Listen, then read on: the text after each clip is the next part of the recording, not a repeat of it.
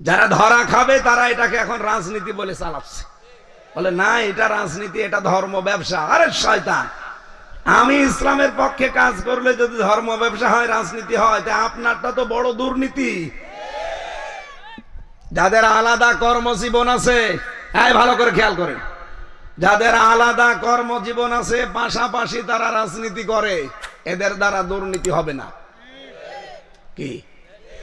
যারা আলাদা কর্মজীবনে কাজ কারবার করে খায় নিজের সংসার চালানোর জন্য, আর রাজনীতিকে যারা ইবাদত মনে করে, তাদের দ্বারা দুর্নীতি হওয়া সম্ভব না। আর যাদের কোনো কাজ কর্ম নেই, রাজনীতি তাদের, দেখবেন তারা গেলেই 2 তলা 3 তলা বানিয়ে ফেলবে। কথা বলে না কেন? এই জন্য আমরা সামনে অভিভাবক হিসাবে তাদেরকে গ্রহণ করতে চাই। এসো কোরআনের ছায়া তলে সমবেত হই, এসো আল্লাহ রাসূলের অনুগত। ইন্নামা শব্দ দিয়েছে আল্লাহ, অবশ্যই একমাত্র তোমাদের বন্ধু হিসাবে আমি আল্লাহ ঘোষণা দিয়েছি এই পৃথিবীতে অলিয়ুকুম। আল্লাহ অলিয়ু কা দেননি, কম দিয়ে কিয়ামত পর্যন্ত আমরাও এর ভেতরে আছি। এই জন্য আমাদের বন্ধু হিসাবে আল্লাহর ঘোষণা দেওয়া, 1 নম্বরে আল্লাহ আমাদের বন্ধুকে, আরো জোরে। 2 নম্বরে তোমাদের বন্ধু হবে আমার রাসূল। 3 নম্বরে তোমাদের বন্ধু এই পৃথিবীতে যারা ঈমানদার, তারে অভিভাবক হিসাবে দায়িত্ব দিতে হলে, বন্ধু হিসাবে কাউকে মেনে নিতে হলে, দায়িত্বশীল কাউকে বানাতে হলে অবশ্যই তার ঈমানদার হওয়া লাগবে। কোন বেঈমানকে আপনি অভিভাবক বানাতে পারেন? তাহলে এই আয়াত কিয়ামতে আপনার বিরুদ্ধে যাবে। ও বাংলার মুসলমানেরা, কোরআন শরীফের কোন আয়াত যদি কিয়ামতে কারো বিরুদ্ধে যায়, ওর জান্নাত পাওয়া সম্ভব? এজন্য এত সহজ ভাবে বলছি, আপনার অভিভাবক হিসাবে সামনে গ্রহণ করা লাগবে ঈমানদারকে। এখন ঈমানদারকে এরপরে আল্লাহ 3টা গুণ দিয়েছেন। বাংলাদেশে যার ভেতরে এই 3টা গুণ পাবেন, তাকে আপনি অভিভাবক হিসাবে মেনে নেবেন। 1 নম্বরে আল্লাযীনা ইউকিমুনাস সালাত, যারা নামাজ কায়েম করে, নামাজ পড়ে না, নামাজ কায়েম করে। আর নামাজ কায়েমের দায়িত্ব কিন্তু ব্যক্তির না, এটার দায়িত্ব রাষ্ট্রের। কথা বলেন না কেন? আল্লাযীনা ইম্মাক্কান্নাহুম ফিল আরদি আকামুস সালাহ, আমি যদি রাষ্ট্র ক্ষমতা মুমিনকে দেই, তার প্রথম কাজ নামাজের বিল সংসদে আনা। তাহলে নামাজ কায়েমের দায়িত্ব হামজার, বাকের সাহেবের, কার? বলছে আল্লাহর, রাষ্ট্রের। কার? সুতরাং এমন রাষ্ট্র তৈরি করা লাগবে যে রাষ্ট্রের প্রথম সংবিধান, সংসদের প্রথম অধিবেশনে নামাজের বিল যেন কায়েম হয়ে যায়। এই জন্যই 300 এমপির অন্তত 151 জন লাগবে।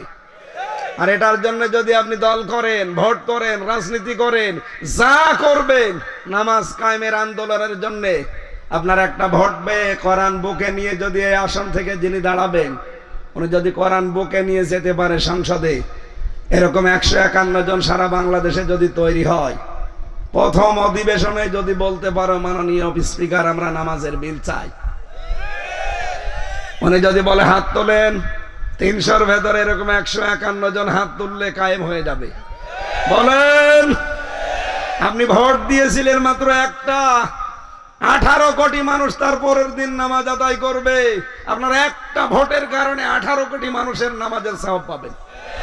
এইটা রাজনীতি হয় কোন কারণে? এইটাই তো আসল নীতি। যারা ধরা খাবে তারা এটাকে এখন রাজনীতি বলে চালাচ্ছে, বলে না এটা রাজনীতি, এটা ধর্ম ব্যবসা। আরে শয়তান, আমি ইসলামের পক্ষে কাজ করলে যদি ধর্ম ব্যবসা হয়, রাজনীতি হয়, তা আপনারটা তো বড় দুর্নীতি।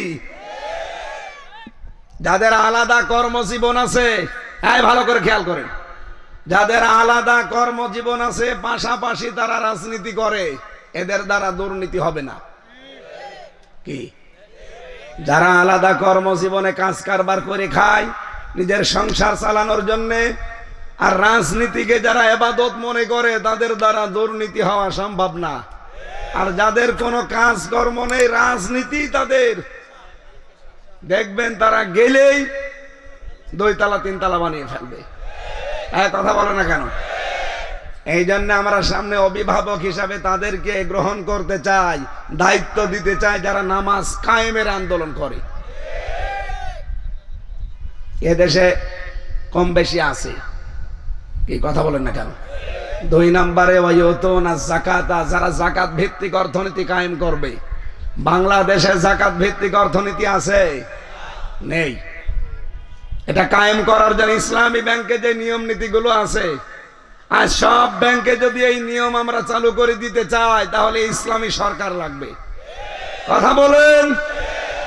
ইসলামী অর্থনীতিতে প্রায় 28টা নিয়ম আছে। যারা অর্থনীতি পড়ে ইসলামী অর্থনীতির চ্যাপ্টার গুলো দেখতে বলেন। এই যে ইসলামী ব্যাংক আছে না মাগুরায়, মোশারাকা করে, মোদারাবা আছে, মোরাবাহা আছে, বায়ে সালাম আছে, বায়ে ইস্তেসনা আছে, বায়ে মুআজ্জাল আছে। এই যে ইসলামী ব্যাংকের এক স্যার মনে হয় আজকে আমার সাথে এসেছিলেন। এই নিয়ম নীতিগুলো শুধু ইসলামী ব্যাংকে থাকবে কেন? এগুলো সোনালী, রূপালী, চৈতালি আরো যত ব্যাংক আছে সব ব্যাংকে থাকা লাগবে না? এক কথা বলেন না কেন? অর্থনীতি যে একটা ইবাদত অনেকে জানেই না, মনে করে এ দুনিয়ার কাজ। কে বলিস আপনাকে? যা করবেন দুনিয়া এইটা দিয়ে আপনার আখেরাত তৈরি হবে। আখেরাত কে আবার আলাদা জিনিস দিয়ে তৈরি হয়। সুতরাং অর্থনীতিতে যেন সুদ না থাকে, কারণ সুদ হচ্ছে মায়ের সাথে জেনা করার শামিল। আপনি কি বলতে পারেন যে আপনি জেনা করে আসলেন মায়ের সাথে আর নামাজ পড়ছেন? নামাজ হবে? বলেন। আমরা তো আপনাকে বাঁচাতে চাই। আমরা চাই এদেশের যত ব্যাংক আছে সব ইসলামী ব্যাংকের নিয়মে চলবে। এইটা যদি মোশারাকা, মোদারাবা, মোরাবাহা দিয়ে চলতে পারে তা আপনারটা চলবে না কেন? এটা চলার জন্য ইসলামী সরকার দরকার। এই জন্য আমরা ইসলামী সরকার গঠন করতে চাই। এটা ক্ষমতায় পাওয়ার জন্য, যাওয়ার জন্য না, এইটাকে নিয়ে যাওয়ার জন্য। কারো মনের ভেতরে যদি আমি এমপি হব, মন্ত্রী হব, ক্ষমতায় যাব, শুধু এই আশা থাকে, তাকে ভোট দেওয়া জায়েজ নেই। এই কথা বলেন না কেন? হযরতে ইউসুফ নবী কিন্তু দায়িত্ব চেয়ে নিয়েছিলেন। ক্বালা জাআলনি আলা খাযাইনিল আরদি ইন্নী হাফিজুন আলিম। তিনি বলেছিলেন, বাদশাহ আপনি আমাকে খাদ্য মন্ত্রণালয়ের দায়িত্ব দেন, আমি সংরক্ষণ করতে পারবো। সুতরাং আজও যদি বিশ্বে ইসলামী অর্থনীতি বাংলাদেশে প্রতিষ্ঠিত করতে হয়, মাস্ট বি ইসলামী ব্যাংকে যে নিয়ম নীতিগুলো আছে এগুলো সব ব্যাংকে চালু করে সুদ থেকে জাতিকে, বিশেষ করে মায়ের সাথে জেনার হাত থেকে বাঁচাতে চাই। রাষ্ট্রীয়ভাবে ইসলামের দরকার নেই। যারা এগুলো চায় আমরা তাদেরকে অভিভাবক সামনে দেখতে চাই। 3 নম্বরে অহম রাকিউন, যারা রুকু করে। রুকু মানে যারা জামাতবদ্ধ হয়ে নামাজ পড়ে, জামাতে নামাজ পড়ে যারা। বাংলাদেশে একটা দল আপনি দেখতে পাবেন যারা নামাজ জামাতে পড়ে না, একা একা পড়ে, ওইটা আবার লিখে রাখা লাগে। এই কথা বলছেন না কেন? আপনি কাদের বন্ধু বানাবেন, কাদেরকে অভিভাবক বানাবেন? কোরআন বলে দিয়েছে যারা রুকুকারীদের সাথে রুকু করে, যারা জামাতবদ্ধ হয়ে নামাজ পড়ে, যাদেরকে প্রতিদিন অন্তত লিখে রাখা লাগে যে আমি একা নামাজ পড়লাম না জামাতে পড়লাম। এত নিয়ম নীতি কোরআনের সাথে যাদের মিলে যায়, এরপরও আপনি মানতে চান না। কি আপনি কি অন্ধ? এসো কোরআনের ছায়া তলে সমবেত হই, এসো আল্লাহ রাসূলের অনুগত হই।